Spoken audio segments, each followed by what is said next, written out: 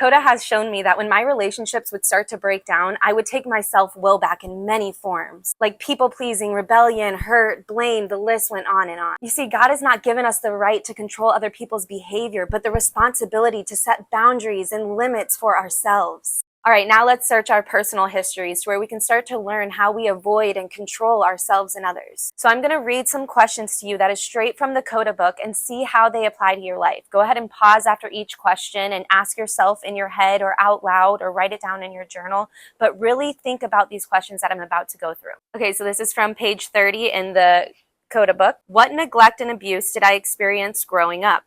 Where did I learn to turn my head when I and/or other people were being neglected or abused, and why?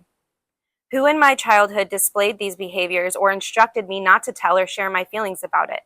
Where did I learn that avoiding others was safer than being involved? Where did I learn to control others for my sense of well-being? How did I learn that I wasn't good enough or I was better than others? When, where, and how did I learn to deny my own thoughts, feelings, and needs for the sake of others, or controversially, to demand that the world revolve around me? How did I know never to tell the family secrets, and why? Where did I learn to behave in neglectful and/or abusive ways that are intellectually, emotionally, physically, sexually, and/or spiritually harmful? Where did I learn to express these behaviors, which are so often communicated in the extremes from silence to violence?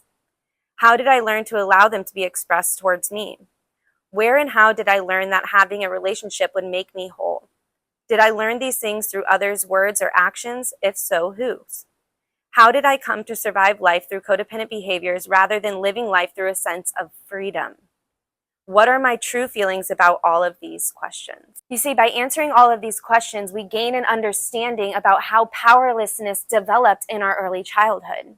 But knowing simply isn't enough. Now we must see the unmanageability of our codependent behaviors in our adult life, how they carried over to our adult life. Now, as we're gaining an understanding of our powerlessness from our childhood and our unmanageability from our adult lives, we start to gain more of an understanding of our personal heritage. Our denial of our codependence will start to fade, and then our acceptance will increase. That way we're able to better see our adult destructive behaviors. Which brings us to that list that we have been working on for a couple of days now, our denial patterns, our low self-esteem, compliance patterns. So this is from page 32 in the Coda book.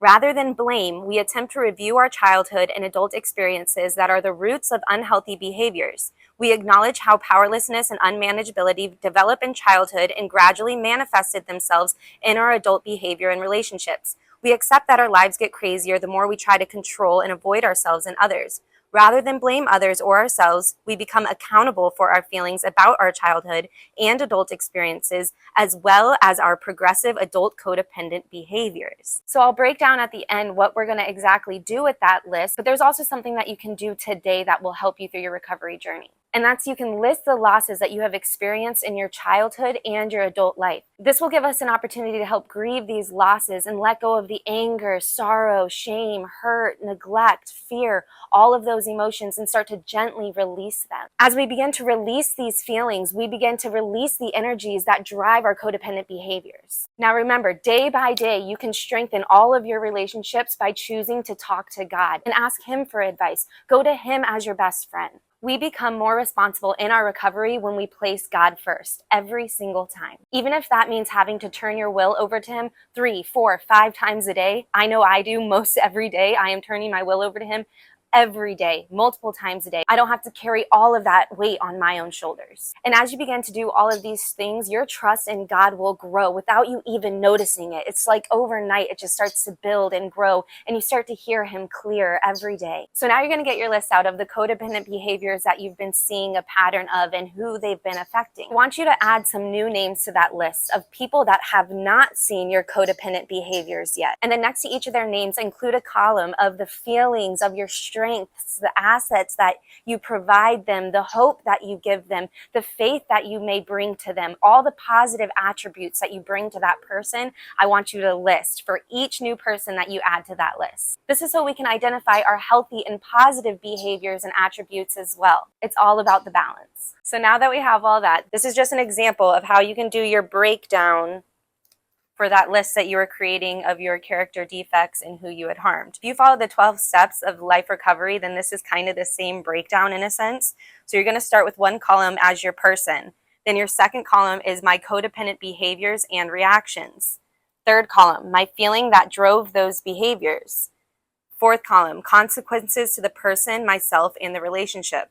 And then the last column, my feelings about my behaviors and consequences. But if you want to add an extra column, you can add an extra column where you're tracking your progress as of today of how your behaviors have been better than before. So how you're acting better towards that person as compared to the instances that you're giving prior. You get what I mean? You can look up all kinds of examples to kind of help you get your list going.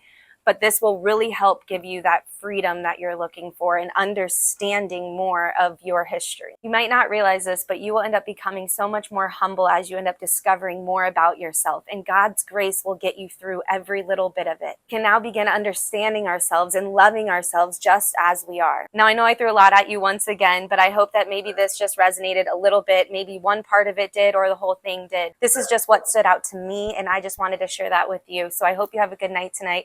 It's definitely getting dark out here, so I will see you on the next video. Peace out.